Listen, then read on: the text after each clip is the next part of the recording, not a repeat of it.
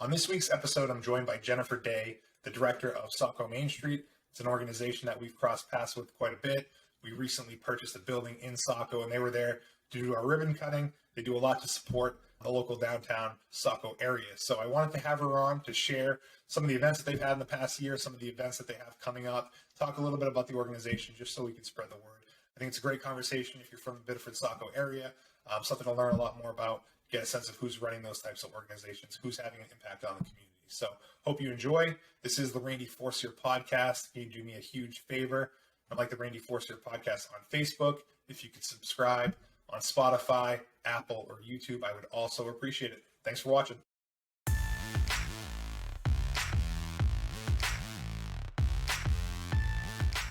Thanks for making time from your busy day to do this podcast with me. Absolutely. Thanks for inviting me. Happy to have you. So we will dig into all that stuff in a little bit, but before we get there, I wanted to get a little bit more about your background. Tell me where you're from, tell me about your history and how you ended up at Saco Main Street. Sure.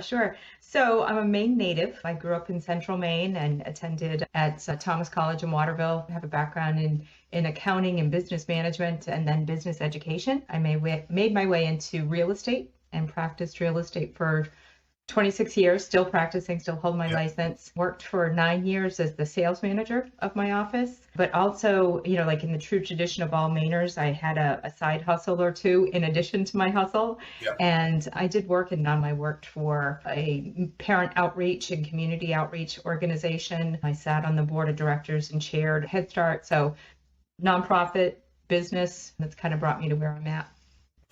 Now, why Saco Main Street though? Did you move to Saco and want to get involved in the city, or what was it about Saco Main Street? Absolutely. So when I lived in my other community, I came from Augusta. I served on the city council, school board, very involved there, and came to Saco. Our daughter was just starting high school and fell in love with Thornton Academy, their drama department and language. And so we, of course, did what every logical parent does and uprooted our life for our children. And so found ourselves in Saco. The pandemic hit. And it was a little bit hard to get involved with things, but I was able to get involved with the planning board first by Zoom meetings and then in person. And just really, I believe in communities. I believe in economic growth, passion for real estate and for business. And so it kind of all converged with what Saco Main Street represents. Yes, it seems like a natural fit for you. Why don't you tell me exactly what Saco Main Street is? I think of it as an organization that promotes small businesses in the city of Saco in general, but is there a more specific definition or way you describe it to people? Sure. Yeah. So Saco Main Street is accredited by Main Street America. It's a national organization, also recognized by Main Street Maine. And it's an organization that's been established focusing on the 4 points of economic development for all downtowns, seeing downtowns kind of as the heart of every community. And they focus on creating economic growth and community engagement through design, historic preservation, community engagement, as I'd mentioned, and then on economic vitality. So keeping the businesses engaged and forward thinking and advocating for their best outcomes. Now, when did you take over? I started in mid-July. Mid-July. Okay, so we're halfway through a year. But how have things been for you? Are you drinking from a fire hose? Is things going well? Well, if you've been around Saco for a while, and I think you have, and sometimes is a fire hose. There's a lot of events that take place downtown. So in my first 10 days in my chair, I wasn't in my chair at all. We jumped right into a classic car show. We had the concerts, weekly concerts in the parking lot, weekend concerts at Jubilee Park. And then we fast forwarded to the October Harvest Pumpkin Fest, which was a blast. It was an amazing crowd. You were there. That was probably, I know it's your first one being director. I don't know if you ever attended before, but I can't imagine there being a better day. It was perfect for that Pumpkin Fest. Yeah. We did everything we could, and then the stars aligned and brought us perfect weather. Because there's been some cold ones, and that was like t-shirt weather in October, and the street was shut down. It was packed, so that obviously kept you busy. Yeah, that was super busy, and we didn't really get to unpack our totes and sit in our chairs again after that. We jumped right into, we're partners with Heart of Biddeford. They're the heavy lifter for the Veterans Day Parade. We participated in that. And then we had a fundraiser with Thornton Academy. I brought a mentalist from Las Vegas to come and perform at TA. And how'd that go? Oh, that was a lot of fun. I think it's something that Saco hadn't seen before. Yeah. And we had a great turnout, and I think their minds were blown just a little bit. Yeah, those guys are pretty special in what they can do. What's the idea behind a mentalist? It's not like a hypnotist, or I mean, like they observe people, and is it? I don't want to say they're like reading your mind. Are they making assumptions on people based on what they observe, and or leading people a certain way? I think there's a little bit and a lot of it of what you just said, combined some of the predictability of people. Yeah. I'm sure there's some smoke and mirrors behind the scene, because some of the outcomes were just too spot on to have been random, but it was great. It engaged all audiences. It was an all age audience. When was that, by the way? That was in November 19th. Okay, excuse me, I should know that better. I think it was the 13th. Okay. We were out of town, because I remember you telling me at the Pumpkin Harvest Fest, and I remember thinking that we were away, and we were, so would have liked to check it out, because it sounds like a great event. Yeah, it was good. It was a good night out, and then we rolled right into Small Business Saturday. The Saturday. So you're involved in Small Business Saturday. How so? We do. So we promote a few activities. One, we partner with American Express. They do a packaged, it's like a hype kit that they put out to get small businesses recognized, with lots of logos and stickers and banners and things to display through the downtown. But then on a personal level, Saco Main Street collects funds from sponsors, including Norcom. That's right. And we convert those funds directly into cash. And so we call them Saco Bucks. And each Saco Buck is worth $5. So the donations that the sponsors made convert straight to cash, and we hand those out on Main Street on Small Business Saturday, and people can take them to the businesses participating and use them just like their cash. So it's a pure pass through. This year we ended up paying out to the merchants $355 more than last year paid out. So it's definitely catching on, and I think people really look forward to it. There was a lineup out the door. Awesome to hear. And I mean, it's your first Small Business Saturday in charge, so I look forward to seeing what you can do with it and continue to growing it. Past couple of years with COVID and stuff, we're off years for all this, so hopefully better days ahead. Absolutely. Now, are you involved in the Saco Parade of Lights thing, or is that a whole different thing that you have to obviously cancel, which is very frustrating? But that's something that Saco Main Street's involved in. That is. So we started the planning. When I say we haven't sat in our seats, we started the planning for the holiday festival and Parade of Lights on August 1st. So even before Pumpkin Harvest Fest starts, we're running tandem events. It's a huge undertaking. There's so many pieces. It begins with the tree lighting on Friday night. We organize a bunch of events throughout the day. That Saturday, there's story time with Santa, arts and crafts with Parks and Rec at City Hall. There were arts and crafts going on at the Scoop. There were a man named Barry the Book Fairy, excuse me, was giving out free in the hallway out in front of the Scoop, and Sugar Mamas and Majestic Flowers, all kinds of different things going on. Transit was running free trolley service to a bunch of elf stops downtown. So all that stuff was able to still happen. That was all indoor stuff. Because as good of a day that we had for Pumpkin Harvest Fest, we had like an equally bad day, at least on that Saturday, and ultimately led to the parade being canceled, right?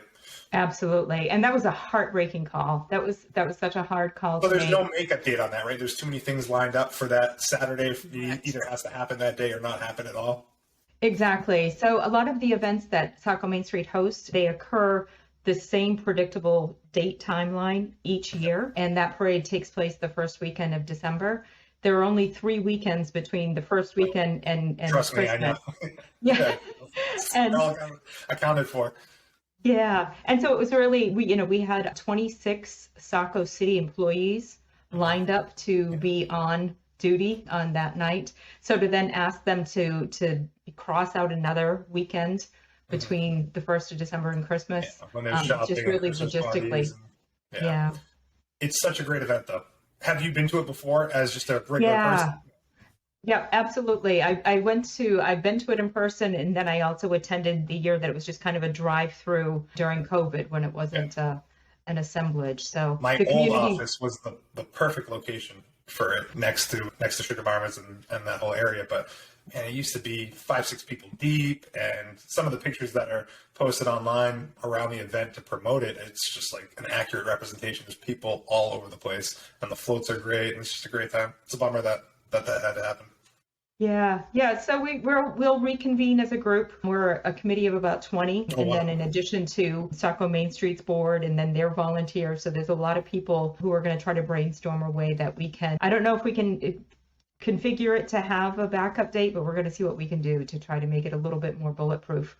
Maybe the next day. I don't know. It's not. I'm sure you guys will figure it out, but I don't know that I remember it being canceled. Did anyone comment when the last time that it was canceled? It never had been, which falls heavy on my heart. This was the annual, and it was the first time that, and if it had just been rain, we may have been able to push it, but it was the high winds, and there were some real significant weather warnings. So Gardner Main Street had to cancel theirs, Bangor had to cancel theirs. I wonder if Kennebuck had to postpone any events around Prelude, but who knows? But it was a tough day. So I guess all you can do is kind of regroup and move on. What's next for you in the events? I'm really looking forward to catching my breath and sort of short term, doing an assessment of year to date to see what worked, what didn't work, what could be done better, those kind of things. And then we'll launch into the new year with the board meeting as a whole and doing some goal setting for what next year looks like. Again, I had mentioned when I was just kind of doing my introduction, I'm a big champion for economic development and vitality and increasing, the success of all the businesses. So taking some looks at what can happen that isn't just event driven, but that can be outcome driven in getting the businesses shored up. Where you being in the mortgage industry, you're hearing every day, what can we anticipate? And so we're taking a look at what we can do to help the businesses weather rising bills. But there's all these things that are in our thought process as well. How involved are you in drawing new businesses to Main Street and Saco? Is that something that you guys have any conversations about, or it's just more like once they get here, how can we promote them? How can we help them, support them, all that stuff? Sure. So the economic development director, we have a new director at City Hall, Tracy Desjardins. She comes from Gardner. She has a background working she's been in Waterville and I think Livermore Falls as well, Auburn, Lewiston area. So she's bringing with her some new, I act in whatever role I can. I'm a matchmaker from having done real estate for so many years, and I have connections. I've already reached out to a few developers who I'd love to see be part of my current community. And I'm there to support and provide information and data and network connections to see what we can make happen. And then to support, Saco is wonderful in that there's some businesses like Vic and Wits that have been on Main Street for 50 years. I miss being across the street from Vic and Wits. See Beth and Mark. Gotta get down there more often and say hi. But they were awesome being across the street for 6.5 years. So. Absolutely. Peg Poulin at State Farm, she's been there 30 years. On the Go Hair has been there for 10. We're going to celebrate in February, Mia Sorella, their 2nd year anniversary on Valentine's Day. So it's giving acknowledgement and support to the businesses that have been there and endured lots of changes, and then trying to invite new ones into the mix that will augment the attractions to downtown. You know who seems to have gotten very busy over the past couple of years is the Golden Rooster. I don't know how often you ever go there, but their branding, I feel like they hit out of the park with the logo that they redeveloped over the past few. And the outdoor seating, I think, benefited them a lot. There always seems like there's a ton of people there. Not so much now outside with the cold weather, but they seem to be doing very well, which is good to see. We just went there Sunday morning for breakfast before we went and put the cutouts up in Vic and Wits Park, the annual cutouts. And inflatables are there for people to have some fun with. But it was packed. We became very close friends with people sitting next to us that were strangers until we were all sharing a table. Yeah, I bet. So there's some good little places. I mean, I think about Kiro Cafe, someplace I go all the time. My friend Seamus, who owns Traditions downtown, one of our favorite places if we can ever grab a table. So there's a lot of good little places. Do you think that there's a need for more food on Main Street, more like sit down dining? Is that something that people ever talk about, or? I think so, and I do hear that. There are different times that people plug in. So you mentioned missing Vic and Wits across the street for grabbing lunch when you were upstairs overhead, and then there's the dinner crowd, and people wanting to try different things and be able to stay in our downtown. So I definitely think there's some room for some additional flavors and additional time periods that meals will be offered. Yeah. So I'm we're interested to see keeping what our eyes happens. open. Yeah. Now, what about Saco Scoop? Is there a relationship between Saco Scoop and the Main Street organization? I always felt like there was one. I don't know if maybe there used to be and there isn't anymore, but does that still exist, or am I wrong? No, it does. So the Saco Scoop was originally developed by past board and the past executive director Rob Biggs as a creative way to start an economic drive to the downtown. So the building that it's located in was pretty sleepy at the time. The downtown didn't stay open much after 4 p.m. I know. And so Yeah. they used some creative energy to create an opportunity for there to be a spot where community could meet and have a business that was there open after 5 o'clock, 4 o'clock at night. And so Saco Scoop is under the 501c3 that is Saco Main Street. And if you've seen them in the summertime, they're a bustling place. Absolutely. Yeah. I mean, the ice cream is great, but it also sells other Saco merchandise, right? Yeah. And it's Yeah, there are used- a lot of crafters and artists. Yeah. Sell their Yep. stuff there by consignment. We try to work. We have a musical performer, Ellie Osborne, who has a music maker. It's a early introduction to music and education through and learning through music for little humans. And she's performing there Sunday, this coming weekend. We have, for the first time, we have some high school talent coming from TA on the 15th to perform some live music. So we're really trying to reach out to the community and get people engaged and help support small people, small businesses. It's a very visible location, right? Like you're driving through downtown, the windows are big, it's well lit. When something's going on, you can see it as you drive by. High ceiling, so I'm glad to see that place be put to such good use, right? Because if at first I'm like, okay, this ice cream place is opening up, and it's like, all right, how long is that going to be able to last? But I mean, it's just so much more than that, and I'm glad to see the success. I think that space had been empty for a good amount of time from when we were there too. So that whole building, something that needs to be a busy building. And now Sugar Mama's is in the back too, and they're fantastic. Yeah, they're rocking it in the back. Every time I'm in the scoop or working out of their supply room, I can hear their blenders going, their juicers going, and they seem to be doing a steady stream of business. We love it. They're my girls. Well, one of my daughters has a celiac disease. I don't know how familiar you are with that, but it's can't have gluten. And they're awesome. They accommodate her, and they know her by name. They know all my kids by name. So we're always going over there because they do such a nice job with their food. So I definitely would encourage people to check that out. Does Saco Main Street have any idea like of new businesses coming? I'm curious who's going in our new space, or our old space, I should say, between Grady's and Avalon. I don't know if there's anything going in that space. I don't have an inside scoop on the information there. I do know that there is a gift shop that will be opening next to Vic and Wits. Nice. It used to be 207 Kicks, and they're also a success story. They got so big that they moved to the Portland Mall. Did they really? Did. They opened up like on a weekend one day, and I just happened to be there, and I didn't know what it was. And I looked out the window, and we were like directly across from them. There was probably 50, 100 people down the street. I have no idea or anything about sneaker community or all that stuff, but there are definitely people that are into it. So they're in the mall now. Good for them. Yeah.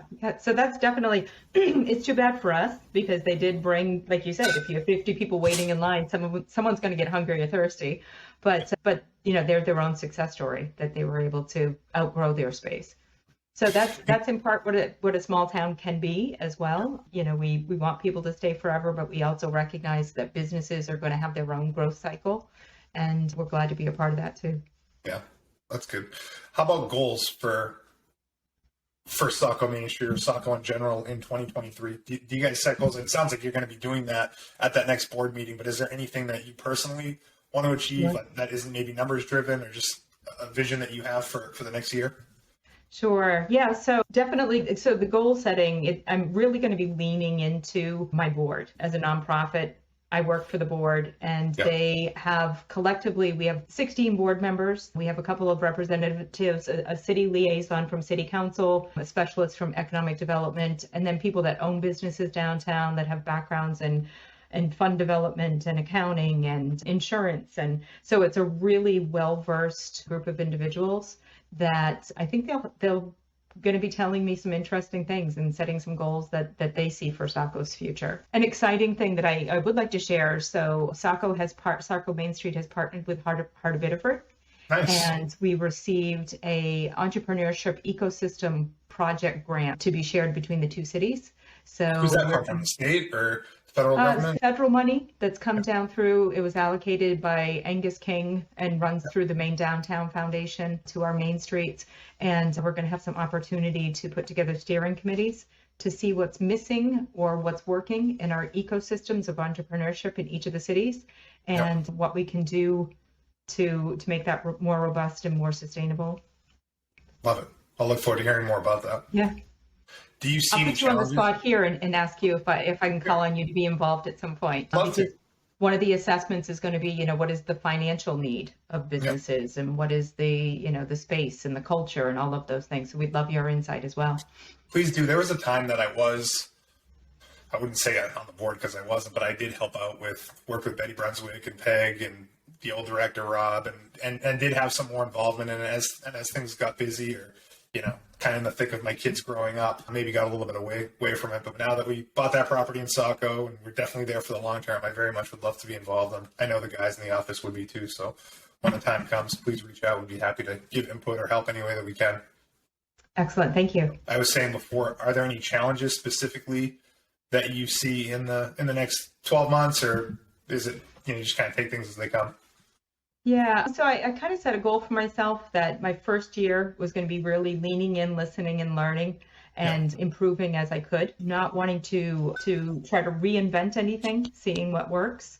Yep. I would like there to be more community involvement in terms of, and that it can be the case, as you had mentioned, you rattled off names, Betty Brunswick, Peg Poulin, those are still our tried and true board members.